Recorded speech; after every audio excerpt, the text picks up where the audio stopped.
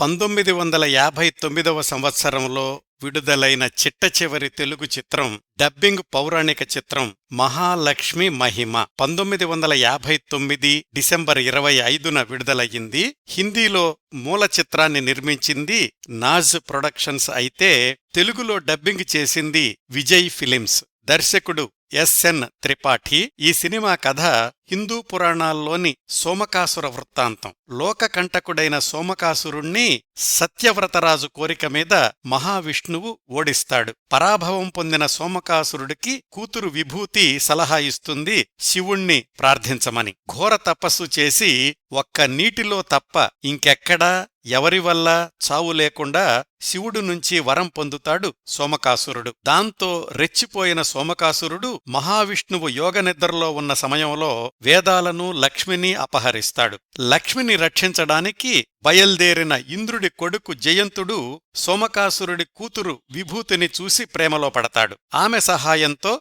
లక్ష్మిని విడిపిస్తాడు జయంతుడు. జయంతుని చంపమని ఆజ్ఞాపిస్తాడు సోమకాసురుడు. మహాలక్ష్మి జయంతుని రక్షించి అతణ్ణి విభూతిని ఇంద్రలోకానికి పంపుతుంది. అక్కడ వాళ్ళిద్దరికీ వివాహం జరుగుతుంది. సోమకాసురుడు ఇంద్రుడి మీద యుద్ధం ప్రకటిస్తాడు. దేవసేనలకు రాక్షస సేనలకు హోరాహోరీ యుద్ధం జరుగుతుంది. ఇంకా యోగనిద్రలో ఉన్న మహావిష్ణువు ఎప్పుడు మేల్కొన్నాడు, దేవదానవ యుద్ధంలో ఎవరు గెలిచారు అనేది మిగతా కథ. డబ్బింగ్ చిత్రానికి మాటలు పాటలు రాసింది శ్రీశ్రీ. సంగీతం ఈ చిత్ర దర్శకుడు ఎస్ఎన్ త్రిపాఠినే. టిఎం ఇబ్రహీం సహ సంగీత దర్శకుడు. ఈ చిత్రంలోని ముఖ్య పాత్రధారులు నిరుపరాయ్, మన్హర్ దేశాయ్, ఉల్హాన్, భుజ్బల్ సింగ్, షానీ, ఎస్ఎన్ త్రిపాఠి మొదలైనవారు. ఈ చిత్రం పెద్దగా విజయవంతమైన దాఖలాలు లేవు.